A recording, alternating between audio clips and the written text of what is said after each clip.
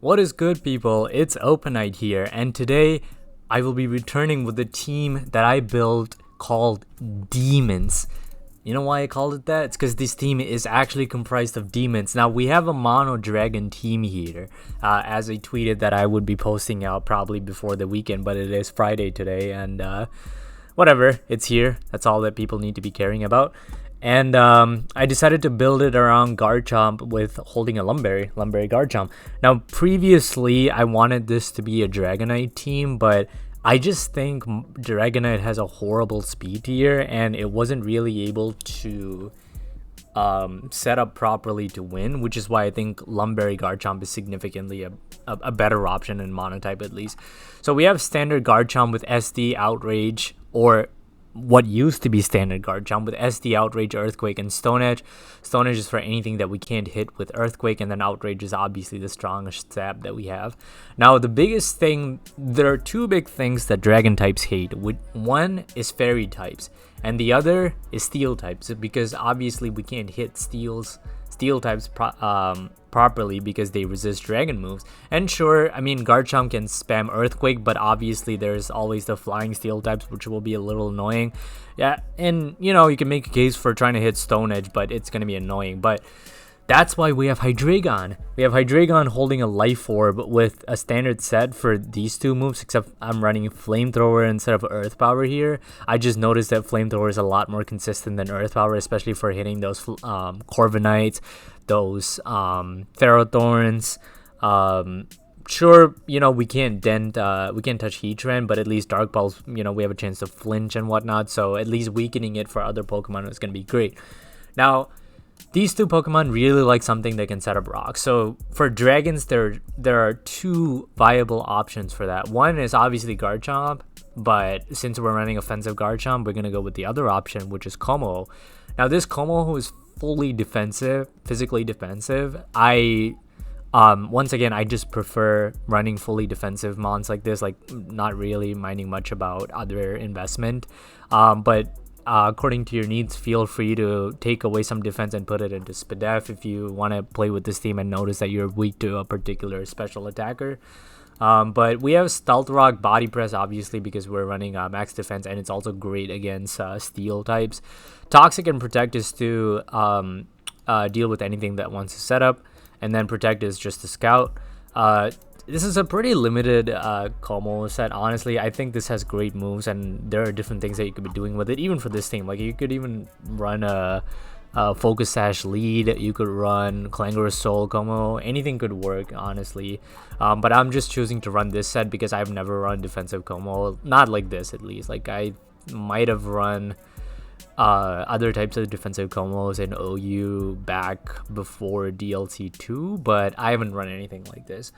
Now, to kind of complete our defensive core, we have Dragalge, which, as I mentioned before, we have a fairy problem, and Dragalge is what helps us cover our fairy issue. With Sludge Wave, you'll be able to deal significant damage to fairies and possibly kill them. This special attack investment, if I'm not wrong, I just took this off from Smogon, but it should be for killing some fairy, I'm guessing. Maybe Clef, I don't know.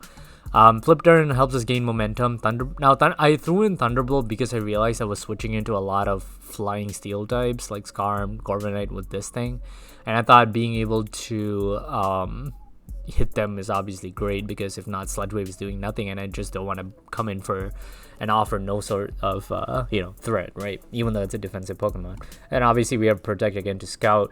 Not really mandatory. I just think a Protect core with these two, and also with the ability to Flip Turn, is just great. But it's just how I like it. I think you can definitely run other sets. I just think like Recovery and Protect is just a pretty basic set that you can run on a defensive core. Now, following this, we have a strong special breaker in Kyurem holding a Choice Specs. Any flying type team hates this Pokemon, and you know why? Because it straight up just 6-0s them. We have Freeze Dry, Ice Beam, Draco Meteor, and Earth Power. This is such an insane coverage. Like, I mean, it's Kyurem. Do I even need to talk about Kyurem? This thing is a monster with very little switch-ins in OU. In Monotype, when things are even more limited, you're limited for defensive options and whatnot, this thing is even more broken. What else? Oh yeah, we could run Focus Blast if you want, but I just think Draco Meteor and Earth Power are more consistent. I just don't like running 70% accurate moves. They're just balls in my opinion. But I mean, Kyurem just does Kyurem things. There's not really much else to say. It comes in, clicks Draco Meteor or Ice Beam or Freeze Drive. We have a water type matchups, and it's just GG after that, right? Now, Dragapult, this is a second feature for Dragapult. You know I love this mon. But we're not running DD Dragapult here. This time we're running Scarf, which is a bit of a rare set, both in OU and in Monotype. People typically prefer running Timid Specs instead. We're running Timid and Scarf instead with Draco Meteor, Shadow Ball, Flamethrower, and U-Turn.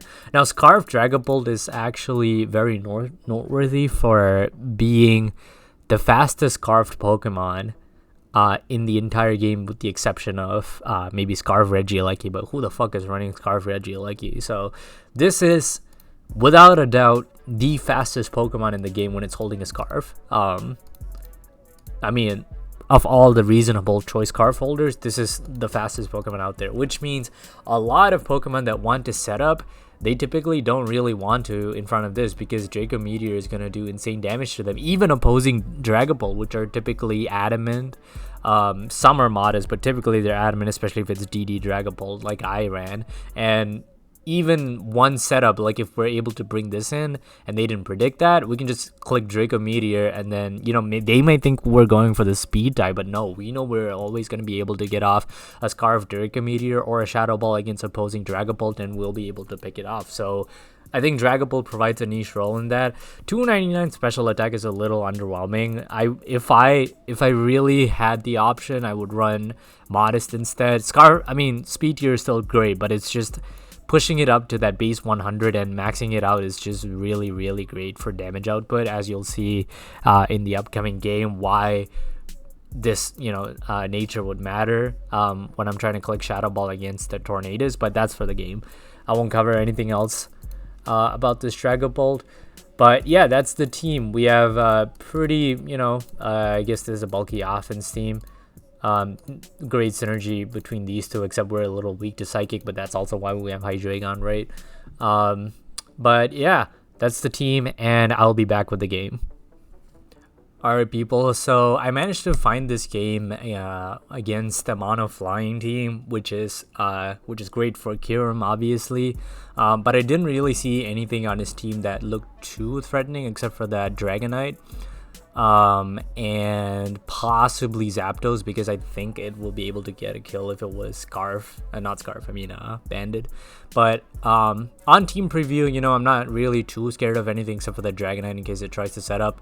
But we go into the game, and obviously I lead Kyurem because it gets a kill on something. Now he goes into Mandibus to click Knockoff on me, which was a little surprising. These things always run Foul Play, so I was surprised to see Knockoff, but then again, I'm not too surprised because they can run Knockoff. I thought he would go Corviknight, to be entirely honest. Now he goes into Landorus, which is screaming Scarf Stone Edge, and that's exactly what he ends up going for anyway. Going to Como because we're fully defensive and can take anything that thing can put, try to damage us with. Set up rocks, and then he goes into Corviknight. Now, I'll be honest, I didn't expect this U-turn. I thought he would go for Defog or Brave Bird or something, but looking at his set late in the game, it kind of made sense why he went for a U-turn. I guess Hydreigon was a little bit of a risky play, but the fact that he got a crit against me was pretty annoying. So there's that. He goes into Zapdos and then clicks U-turn again. Honestly, with that damage output, probably should have known that it's Scarf, but I thought it was Specs at the time when I was playing it. I go into Dragalge, and this is where Thunderbolt helps, right? So we're able to do something against it, but he U-turns out, and I didn't want to reveal Thunderbolt yet, so I just flip-turned out myself. Then I went into Como to set up rocks again. So he clicks U-turn, and I mean, we already know that the Landorus is Scarf, so I wasn't too worried. Like, what is it threatening, really? Because as long as I have Como alive, like, Landorus is not doing anything. So he goes into Dragonite, because I guess he expected I'd throw up rocks, which is totally fair. But he goes into Dragonite, and then he sets up, which I expected, and then I predicted that and went for Toxic. And this is great for Dragapult because he's always gonna set up again here, right? And then this is where Scarf Dragapult comes into play with that Draco Meteor picking off the biggest threat for our team, and I was pretty happy about that. So he goes into Landorus probably to knock me off or something, but obviously, like I said, I always have a Como for this thing, which I'm not worried about in the least. He goes into Corviknight. I realize this is probably the best time to bring back Kyurem in, so I bring Kyurem back in. And then, I mean, he can't switch out, right? Like, if he switches out, it's a kill on something. I either wanted chip damage on this thing, or I wanted Corviknight to kill me off, which is why I kept doing this, because I did not want him going out into something else at this stage. But unfortunately, where I thought I would get the roll the first time I tried this Ice Beam Freeze Dry shenanigans, but I did not get it. Not the first time, or the second Ice Beam I tried to hit, I guess. We didn't get the roll, and then I just kept doing this and then he finally kills me, which I'm really happy about. So the reason why I did that is because Kyurem at this point, if you can see, it's slower than this, slower than that, and also slower than this because this thing is Scarf, which means all three of these can defeat it. So I just, like, I needed him to not, okay, there are two things I needed here. One, damage on Corviknight, and the second thing is I needed him to not switch out into any of these and, you know, put offensive pressure on me, which is why I just stayed there and spammed Ice Beam until he did that. And also, if he killed it, add a free switch in with Hydreigon, and that's going to be able to pressure something with Flamethrower, which none of these Pokemon can take well, right? Which is exactly what I do. So we're able to get significant damage off on Scarf Landorus because I get that Flamethrower off on nearly half. I go into Dragology because he's never going to click Earthquake, even though we'll probably get Ult Code by Earthquake, but that thing is Levitate, so we won't. And then he goes into Corviknight to Defog, which I'm guessing, or, you know, heal himself up, which he also does. But we get Thunderbolt off, and so that, okay.